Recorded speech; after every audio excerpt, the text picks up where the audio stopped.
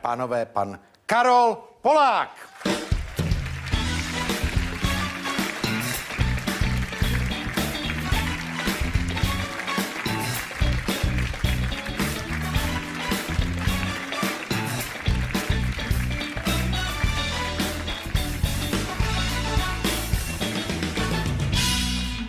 Dobrý večer. Dobrý večer. Poláku, moc mě těší, že jste přišel. Chtěl jsem vám říct v úvodu, vy jste sound mého mládí. Vážně? Všech sportovních zápasů, kdy jste nám popisoval barevné oblečení a my na to koukali u černobílejch televizí. No právě.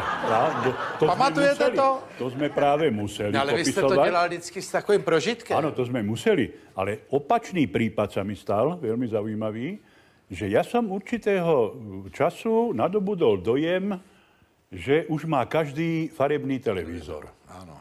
A ja nejaké majstrovstvá sveta v Ženeve, či kde to bolo, som zahlásil, viete čo, ja už vám nebudem popisovať farbu tých dresov, veď už má každý farebný televízor. A prišlo asi 1500 listov, protestov, telefonátov. To je jasný. Ty debile, kúp mi televízor, za čo ja mám kúpiť si... No. A v tom išiel som na ten úrad v televízie, taký ako styk s divákmi sa to volalo. A tam som zistil, že v tom momente malo asi 23% televíznych divákov farebný televízor.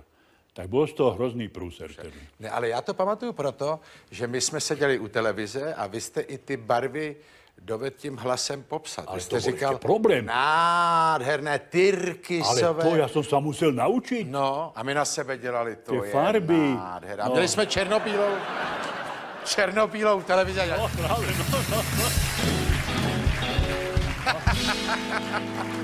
Ja som chodil normálne k módnym návrhárom a som sa učil tie farby. Jo, no. Jako byste to uměl odborně popsat. Ano, aby som vedel popísať. Abyste uměli ty látky, nebo co? Jako, pro mě to byl vždycky zážitek, jak je oblečená, ale čekal jsem, až vy to řeknete, že?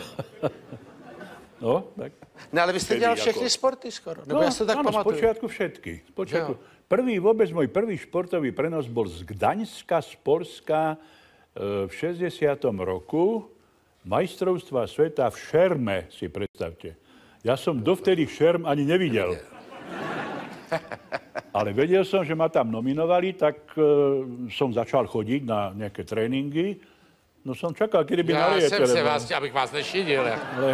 Tak jsem se chtěl zeptat, ale jestli... ja som si na rozdiel od neho dal do Vyborovičky už. Jo, no tak vy jste čekal díl, že jo? Ja kúkám sa, tie líška všetko vychlašče, tak to si... My jsme ho proto vzali jako prvního. No, taky jsem měl já dvě. Taky dvě, no vidíte, no. Tak já mám ještě. A pak vám musím říct, co mám od vás vrytý úplně do hlavy. Tam bylo... Kde máte? Vrytý do hlavy. Ja...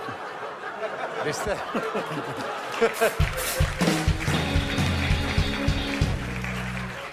Vy jste dělal hokej a říkal jste Malceu, Petrou, Charlamou. No to po slovensky musí byť. No a já se... A Rusi hovoria Malcev. Ne, a já to měl Česi hovoria Malcev. No a já měl zafixovaný... No ale u nás je Malcov, žiaľ Bohu. Malceu, Slovenčina... Petrou, Charlamou. Slovenčina nepustí. No, ale pro mě to jednak to byl děs, tenhle útok. A druhá věc a vôbec je... mená, viete, mená. No nakoniec...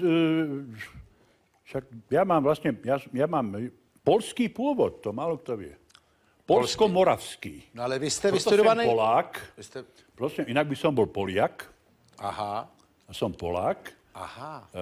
Môj rod pochádza vlastne z Polska dokonca. Aha. No. Ne, ale vy jste vystudovaný herec, nebo z operní, že jo? Ja som začínal študovať operný spev. Operní zpěv. Dostali do Martina, Ja som mal byť baritón, operný. No. A po prvom ročníku sme mali takú operu Buffa, takú jednoaktovku, ako poslucháči. Som tam spieval a vzadu stál Janko Borodáč, to bol veľmi slávny herec, režisér, ktorý už bol dekan na Vysokej škole muzických umení. Zavolal si ma a hovorí, počúvaj, čo ty budeš tam stáť v tej opere na tom javisku za takým tenkým stromom a spievať, už ma nikto nevidí. Vyser sa na to, pôjdeš, seba bude herec. No. Potrebujeme taký typ do ročníka. Ja som mal vtedy 70 kg, čierne vlasy, mladý, no tak akože na herectvo. A ja som vlastne už mal umiestnenku do divadla. Ano, já vím, no, do Martina nebo kam? Áno, do Martinského divadla. A jeden deň, už tesne pred odchodom do Martina ma stretol, televízia začala už vtedy vysielať. Ja som tam účinkoval párkrát ako v nejakých pohádkach, rozprávkach, ako herec. Jo. A stretol ma môj bývalý kolega z rádia, lebo ja som robil, počas štúdií som robil ešte hlásateľa v rozhlase. Aha. Vtedy v televízne noviny hlásili dvaja hlásatelia a tí sa striedali obdeň. A hovorí, jeden z nich ochorel a Karol, musíš nám pomôcť. Ja odchádzam do Martina. Nie, ale počkaj, kedy? No tak reku, o 14 dní. Tak aspoň na týždeň, na 10 dní pomôcť. Však človek si robil hlásateľa v rozhlase, kamaráte nemôže vadiť, si herec. Čo tam? Ráno ma stretol o 11. do obeda a večer som hlásil televízne noviny. Jo. No, ten večer istý. A to se četlo jako A by to sa neboli čítačky, to sa čítalo normálne z textu. Jo. Asi po týždni ma zavolali na riaditeľstvo televízie a tam mi povedal riaditeľ súdu Polák, vo vyššom záujme sa rozhodlo, že zostávaš v televízii. Už sme volali na UV, UV volalo Ministerstvo kultúry volalo do divadla. Divadlo je ráno. Iného herca, ty zostávaš v televízii. No, tak som zostal. Ja som nastúpil ako hlásateľ do televíznych novín a vtedy sme všetci robili všetko. A potom, ako začalo športové vysielanie, športové prenosy, to bol ten Šerm.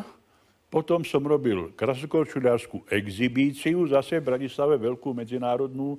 To som tiež nemal len šajnu o tom, lebo ja som hrával basketbal, normálne súťažne, ja som hral ligu. 7 rokov ako basketbalista. Tak ja som začal chodiť za pánom Ivanom Mauerom, čo je taký odborník, tréner. A ja hovorím, počkaj, jak ja posúdim, že či je to dvojitý skok, alebo trojitý, vtedy ešte štvorité sa neskákali. A on hovorí, to máš tak, že to je taký vtip jeden, že v Moskve zastavili milicionári auto, šoféra, hovorí, platíte pokutu, prekročili ste rýchlosť, hovorí, no dobre, to mi vytvrdíte, ukážte mi nejaký radar, máte radar? My nepotrebujeme radar. My to vidíme, odhadneme. A to jak? Jak som mal ísť? Mali ste ísť. A ako som išiel? A hovorí, tak to je ono, to musíš nadobudnúť praxou, či je to alebo dž. No ale vy ste se to naučil, vy ste pak vždycky říkal, že nedotáhne. Ale dobre, ale on sedel vedľa mňa v tej koji a ja hovorím, dvojitý Salchov, jo. trojitý Rydberger.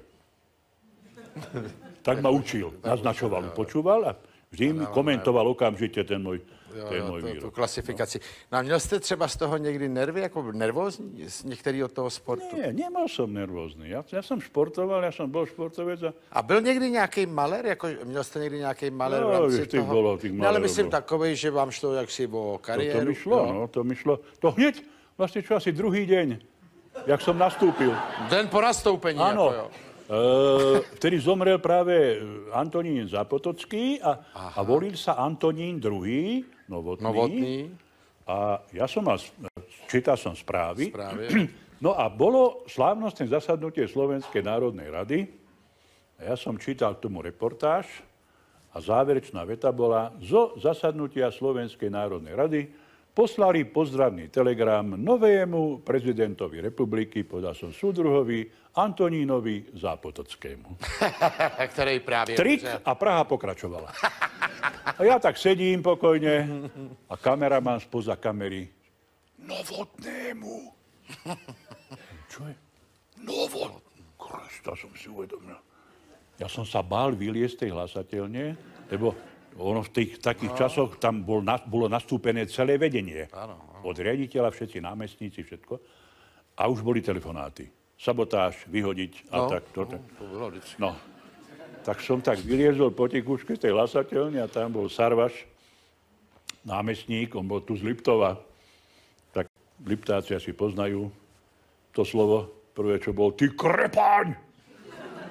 Na mňa. Jo. Ale nejak to prešlo potom.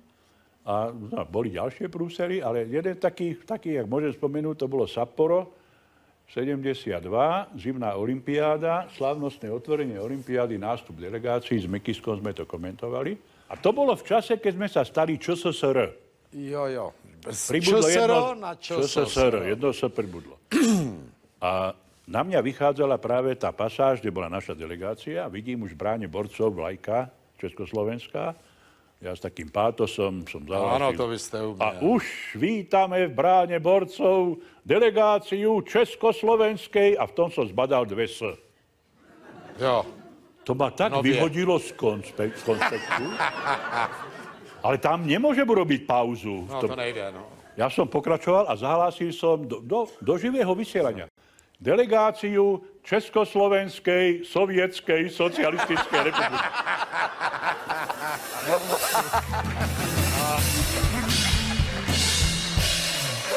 Ja som sa normálne odkrvil. A hovorím, Karle, tady máš mikrofón. Ty to dokumentuj, ja som odvolaný určite. Ja pôjdu na gulag teďko. Ja sa idem baliť.